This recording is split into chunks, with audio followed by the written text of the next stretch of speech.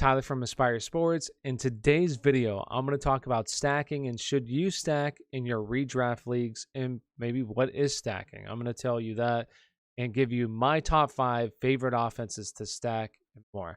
Let's get into the video.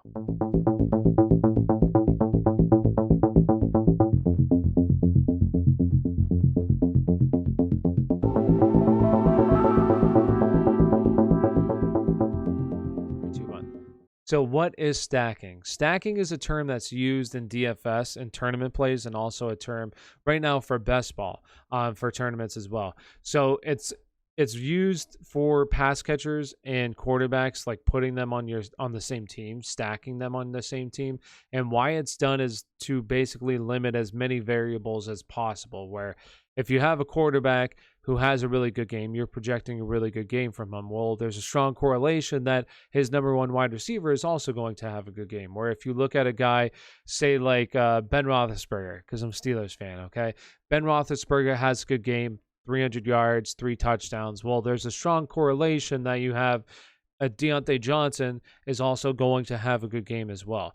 It's unlikely that he has, 3 catches for 30 yards and no touchdowns. It's a strong correlation that he's going to have a better game than that. So you're basically trying to limit all the other variables as much as possible, because if you say, well, we'll say Ben Roethlisberger is your quarterback number 1, and he has a really good game, but you drafted, say, other guys that aren't on the same team, so like a Tyler Lockett.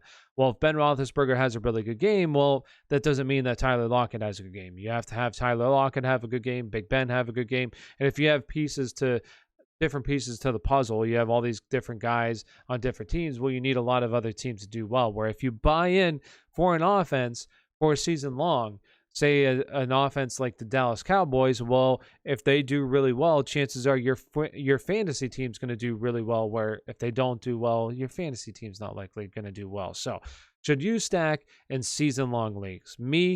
What I believe, yes, I think you should try as best you can, but at value. You don't want to be overvaluing players to just get stacks.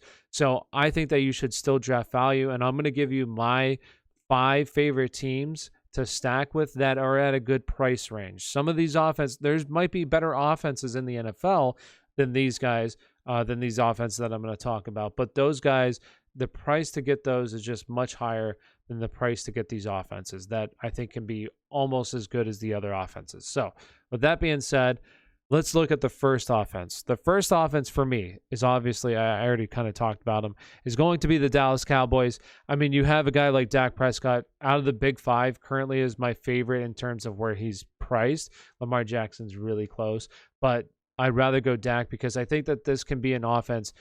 I know it can be an offense that can lead the league in passing attempts. It can be one of the highest scoring offenses in the NFL this upcoming season. So you have so much potential with this offense. And then you can go guys like CeeDee Lamb, right? Amari Cooper. Like there's so many stacking guys. You can get Michael Gallup later as well. Blake Jarwin. And then Zeke. Like I'm totally fine with going Zeke early if you have a top 5 pick. Go Zeke and then get these other guys that are reasonably priced too. Amari goes in the 4th round. Right now, CeeDee's going in the 4th round, but he's creeping up draft boards. So he's going to be a guy that's going to be a lot harder to get to at his price range. But then you can get Blake Jarwin super late. Michael Gallup is currently reasonably priced. So you can get all those guys, and it's going to be one of the best. It should be one of the best offenses as long as everybody's healthy. So that's the first one. The second one is a team that last year, Tom Brady was 2nd in passing attempts, and that's the Tampa Bay Buccaneers. You have Tom Brady, who is he's reasonably priced, as a quarterback. You have other guys like, in this range that honestly I like Jalen Hurts, but if you're going to buy into this offense and stack this offense, because the wide receivers are pretty solid too, where they're priced as well. You have both of them going in the 4th round. Mike Evans, Chris Godwin, take your pick. And then later in the draft, you can get Antonio Brown, who's going as wide receiver number 40. So I like this offense. And then Gronkowski currently is going at like pick 130 something, 137, I believe. Yeah, 137. So you can get him pretty late as well. And a guy I would recommend, you can get him incredibly late too, and that's Giovanni Bernard, because this is an offense where I have a strong a strong intuition about that he's going to be their pass catcher, and not only intuition. I believe that what they've done has backed us up. Where they brought him in, he's one of the league's best pass protectors for a running back, and then also one of the league's better running backs out of the backfield in terms of the receiving ability. And you have guys like Keyshawn Vaughn, Ronald Jones, and Leonard Fournette were all bottom 15 last year in terms of their pass pro, and then they were just god awful receivers out of the backfield during the season as well. So Gio has that going for him, where I really think he can be the pass catcher in this offense. So third offense that we're going to look at, Tennessee Titans. And Tennessee Titans is one that you can get to as well. If you have an earlier draft pick, go ahead, Derrick Henry, because on the way back, you could probably get A.J. Brown. And you don't have to get A.J. Brown as well. Like, if we go Julio and just have two pieces and then maybe get like Fursker later, or Fursker? I don't know how to say his last name. But you could get Julio, Julio for me right now is okay price. Like earlier he was at like wide receiver number 12. I didn't like that. But now wide receiver number 17, 18 in that range. In the 5th round, like I'll draft him there. I do like Tyler Lockett, but if I want to stack this offense, say go like A.J. Brown, like I'll go Julio here and just stack this offense where you get Ryan Tannehill, who's honestly pretty good price as well. Like I like this. This is what I like. I like quarterbacks that I don't have to spend super early picks on, and guys that I honestly think have decent upside, maybe not as much upside as these other guys, but decently enough where they can finish inside the top 10 and give me good value. So Ryan Tannehill, obviously you got to go him. And then, like I said, you get Fursker, if that's his name, if that's how you say it. Currently, he's going, where is he? I know he's right there, tight end number 25. So solid as well. And then stack number 4 is going to be the Los Angeles Rams, because once again, like I keep saying, the title of this video should just be value at quarterback, where you get Matthew Stafford compared to the other guys. Like, I still think he's a little bit high. I'd rather have Ryan Tannehill over him, and Joe Burrow's right there. But still, if you want to stack this offense, it's easy to as well, because you get the wide receivers. And personally right now, like, well, I would still probably go Robert Woods, but if you get Cooper Kupp, who's currently going right there, wide receiver number 43, well, not 43, wide receiver number 43, that would be tremendous value. But overall, 43, like one of these guys, and then you can get a Tyler Higbee, even Darrell Henderson, if you want to go Darrell Henderson, who's going, I believe, in like the 5th round currently. I don't have that pulled up, but tight end, we have Tyler Higbee going there. And one last guy that I want to mention for this piece, especially in like best ball, where you have 18 rounds, so you have a lot of guys, like you have to pick a lot of players. So somebody that's going super late, Van Jefferson, where this offense, where is Van Jefferson? And he's got to be around here somewhere. Right there. Okay, so 88th overall for the wide receiver position.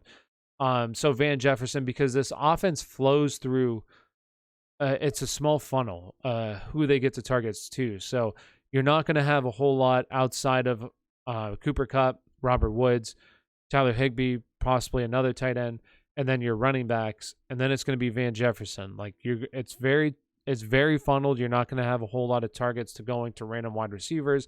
And if one of those guys get hurt, Cooper Kupp or Robert Woods, he slides in as a number 2. And word is out of camp, which you always got to take it with a grain of salt, but word is he's actually a lot better where he currently is this year than where he was last year. And of course, he was young, so now another year under his belt. Obviously, that makes sense. So somebody who, once again, later, like in your 15-round redraft leagues, like no interest at all. But your 18 rounds, sure, there's some interest there. And I would, if you're going to go with that stack, I would go with him. And then the last offense that I want to talk about is the Buffalo Bills. I don't have Kansas City on here. All right. Kansas City is not on here for me because Kansas City is just too expensive. This is an offense that can finish inside the top 5 in a lot of the categories, especially passing. But it's an offense that is just way overpriced right now. I can't get to the pieces of the puzzle and lock it all up and finish it. Like I can't do that. Like with right now, Patrick Mahomes currently going in the 3rd round. It's just, I'm not paying that price. Like, I'm not paying that price. Sure, he can be quarterback number 1 this upcoming season, but for a 3rd round draft pick, no, I'd much rather go your Dak Prescott, Lamar Jackson, even Josh Allen, like a round later. I'm okay with that. Like, I still don't feel great about it. And for the Buffalo stack, really the only way I'm getting this Buffalo stack is if I get Stephon Diggs. And I want Stephon Diggs in the 2nd round. So if I can't get him in the 2nd round, then absolutely I won't even be thinking about this stack. But if I can get him in the 2nd round, then yes, I'll draft Josh Allen in the 4th round. Hopefully I can get him in the 4th round. And if not, then that's okay. I'll just get these. I'll aim for these other stacks. But like for Kansas City, once again, it's too expensive. You got Tyreek Hill right there, 9th overall, and then Travis Kelce. So you have to pick one of these guys and then maybe go CEH on the way back. But then you have to spend that 3rd round draft pick on Patrick Mahomes. It's just something I don't want to do. So I'd much rather go Buffalo, but that's only if I get Stephon Diggs. And then later you can get guys like, if you want to go Cole Beasley, Emmanuel Sanders, Gabe Davis is another one. And then if you want to get a little bit risky, you can go Dawson Knox. But I'm going to say one last one that is a sleeper for me, a sleeper stack. And it's a stack you can get super late. Miami Dolphins stack, because Tua right now has been very impressive in camp. And I'm one of those people that I believe Drew Lock is going to play well this upcoming season. And I also have said it from the start that I believe Tua can take a big step in the right direction now that they have him pieces that fit his play style and pushing the ball down the field and taking shots. So you have Will Fuller, you can get, I believe he's going like right now in the 9th, 10th round.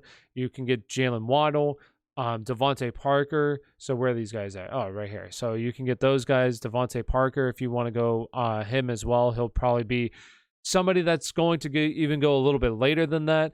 And then the biggest piece of the puzzle that you have to get, obviously Tua you have to get, but for me, a player you have to get is Mike Gesicki. You have to get Mike Gesicki for me. So I'm okay with drafting Mike Gesicki in like the 10th round is where I would like to get him. If I can get him in the 11th, that'd be great. But I'm fine with drafting him in the 10th round and then getting Tua and the other pieces, one of the wide receivers with Mike Gesicki. And then even if you want to go 5th round, if you think, okay, I might go this stack later, 5th round, going Myles Gaskin, who I like Myles Gaskin a lot. I think he's a tremendous value, somebody who's going to see plenty of receiving work. They only got Malcolm Brown in this offense now, but this is somebody who he's not going to see a ton of touches, but the receiving, he's going to see plenty of receptions. So that's the last one.